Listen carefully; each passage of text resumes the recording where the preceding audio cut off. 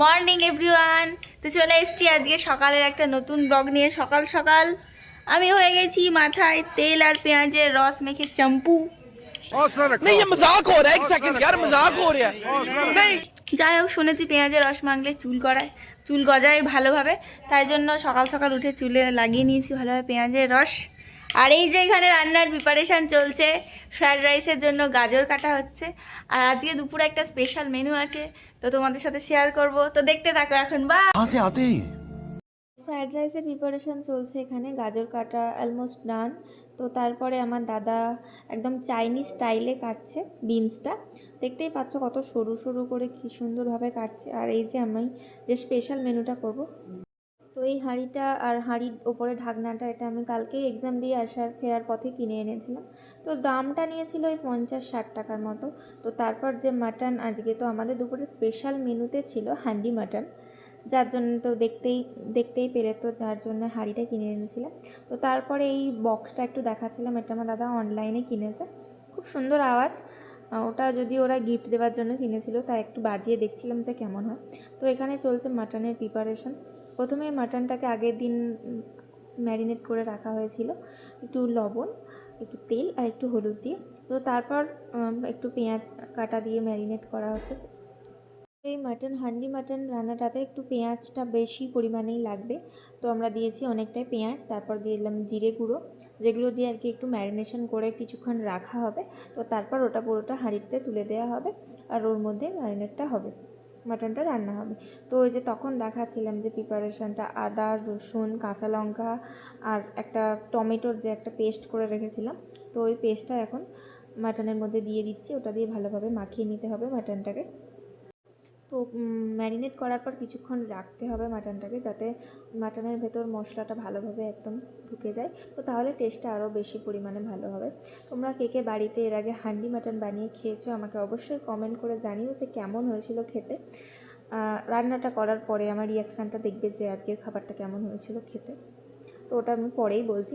তো তারপরে যে ভাজা মশলাটা, মানে সব রকম গোটা মশলাকে আমরা প্রথমে শুকনো খড়াই একটু বেজে নিয়েছিলাম। তো তারপরে ওটাকে গুঁড়ো করে ওটার মশলাটা আমরা এই ম্যারিনেশনের মধ্যে অ্যাড করেছিলাম।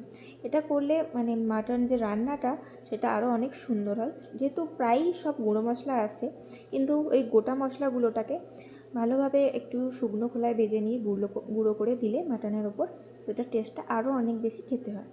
তো দেখতেই পাচ্ছ কালারটা কত সুন্দর এসছে। ম্যারিনেশনের সময় আমরা একটু কাশ্মীরি মির্চও ব্যবহার করেছিলাম, তো সেটা আমি হয়তো ক্লিপ নিতে ভুলে গেছি। তো ওটা মাটনটাকে ভালোভাবে ম্যারিনেশনের প্রসেসটা চলছে। তো ম্যারিনেশন তো দাদা অনেকক্ষণ ধরেই ভালোভাবে করছিল। তো ম্যারিনেশন প্রসেসের পর আমরা আরও অনেক মশলা অ্যাড করেছিলাম, সেটাও আস্তে আস্তে দেখাবো ভিডিওতে। তো তোমরা কে কে মাটন প্রেফার করো ইয়া চিকেন প্রেফার করো আমাকে অবশ্যই জানিও কমেন্ট করে। তো এই যে এরপরে ইউজ করলাম কাঁচা তেল, যেটা সর্ষের তেল, এটা সবথেকে বেশি পরিমাণে লাগবে এই রান্নাটাতে। তো আমরা প্রথমে একটু তেল গরম করে সেই তেলটাও দিয়েছিলাম ম্যারিনেশনের মধ্যে। তো সেই তেলটা একটু কম পরিমাণে হয়েছিল।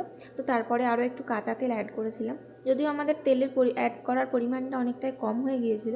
কিন্তু তোমরা যখন এই রান্নাটা করবে, যদি মাটির হাঁড়িতে করো রান্নাটা, তো প্রথমবার যদি মাটির হাঁড়িটা কেনা হয়, তাহলে তোমরা তেল ইয়া একটু জলের পরিমাণটা একটু অল্প রেখো, কারণ তা না হলে সবটা তারপর শুষে নেবে। তো যেরকম আমি বললাম যে এই মাটন রান্নাটাতে তেল কিংবা জলের পরিমাণ যে কোনো এই দুটোর মধ্যে যে কোনো একটার পরিমাণ একটু বেশি রাখতে হবে। তোমরা যদি জল না দিতে চাও একদমই, তাহলে তেলের পরিমাণটা অনেকটাই বেশি দিতে হবে। তো আমরা তেলটা মোটামুটি দিয়েছিলাম, কিন্তু জলটা একদমই ইউজ করিনি। নর্মালি আমার দাদা এই মাংস রান্নাটাতে, সেটা চিকেন বলো আর মাটন বলো, জলটা একদমই ইউজ করে না। যা মশলার যে পেঁয়াজের যে রসটা থাকবে, তো ওটা দিয়ে রান্না হবে এটাই ভেবেছিলাম। কিন্তু লাস্টে তেলের পরিমাণটা অনেক কম থাকার কারণে সেটা হাঁড়ির মধ্যে অনেকটাই লেগে গেছিলো, তো যেটা আমরা ভালোভাবে খেতে পারিনি। তো তাই আগেই বলে দিলাম যে একটু তেল অথবা জলের পরিমাণটা বেশি নেবে। তো তারপরে যে তেলটা গরম করেছিলাম সেটা হাঁড়ির মধ্যে একটু দিয়েছি। তো তারপর দিয়েছি কয়েকটা গোটা গরম মশলা, তার মধ্যে ছিল এলাচ, দারচিনি আর লবঙ্গ। তো তারপর এই যে ম্যারিনেট করে রাখা মাটনটা, সেটা পুরোটা হাঁড়ির মধ্যে ট্রান্সফার করে দেবো আস্তে আস্তে। তো তোমরা যদি এই হান্ডি মাটন রান্নাটা করো, সেখানে একটা জিনিস খেয়াল রাখবে যেন পেঁয়াজের পরিমাণটা অনেকটাই বেশি থাকে। যদি তোমরা জল ব্যবহার করো তাহলে ঠিক আছে, কিন্তু যদি না জল ইউজ করো তাহলে তেলের পরিমাণটা আর পেঁয়াজের পরিমাণটা অবশ্যই বেশি রাখতে হবে। তো হান্ডি মাটনটা যেহেতু হাঁড়িতে হচ্ছে, তো তাই জন্য আমরা সেটাকে উনুনেই রান্না করেছিলাম, কারণ উনুনে রান্নার টেস্ট শুনেছি অনেকটাই ভালো হয় খেতে। প্রায় 1 ঘন্টা বা 1.5 ঘন্টার পর আমরা হাঁড়িটা খুললাম। তো খোলার পর এই যে রিয়াকশানটা দেখতেই পাচ্ছ, তো মাটনটা অনেকটাই লেগে গিয়েছিল, যেহেতু একদমই জল ছিল না। আর যে আটার যে এটা দিয়েছিলাম সেখানে কিছুটা ফুটো করে রেখেছিলাম যাতে ভাপটা বেরোতে পারে। তো সেখান দিয়ে মাটির হাঁড়ির ভেতরে যে জলটা ছিল সবটাই শুষে নিয়েছিল। তো তাই জন্য আমরা সেটাকে আবার একটু গ্যাসে জল দিয়ে গরম করেছিলাম। তো তার ওপর থেকে দিয়েছিলাম একটু ধনেপাতা, কারণ চিকেন ইয়া মাটন শীতকালের দিনে আমার এইটাতে ধনেপাতা না থাকলে একদমই ভালো লাগে না, কারণ ধনেপাতা আমার ফেভারিট। আর এই মাংস রান্নার সাথে আমার যেটা লাগবে সেটা হচ্ছে লেবু। তো যেহেতু মা মাটন খায় না, তো মা আলাদা করে চিলি চিকেন বানিয়েছিল, তো আমরাও সেটা খেয়েছিলাম সবাই মিলে। আর এই মাটনের মধ্যে আমি একটু গোটা রসুন দিয়েছিলাম, কারণ এই চিকেন বা মাটনের মধ্যে গোটা রসুন দিলে সেইটার টেস্ট আমার অনেক বেশি ভালো লাগে। তো মোটামুটি খেতে হয়েছিল মাটনটা খুবই অ্যাভারেজ, তার কারণ এটা আমরা ফার্স্ট টাইম বানিয়েছিলাম, এর আগে কখনো বানানো হয়নি। যাই হোক, দেখতেই পাচ্ছ একটু একটু পুড়ে গিয়েছিল, সেটা আমরা খেতে পারিনি। তো বাই দ্য ওয়ে, তো প্রথমবারে মাটন রান্নার এক্সপিরিয়েন্সটা আমাদের কাছে একটু ব্যাডই ছিল। তো জানি না আর কোনো দিনও হান্ডি মাটন বাড়িতে বানাবো নাকি। তো যাই হোক, এটাই আপাতত খেয়েছিলাম।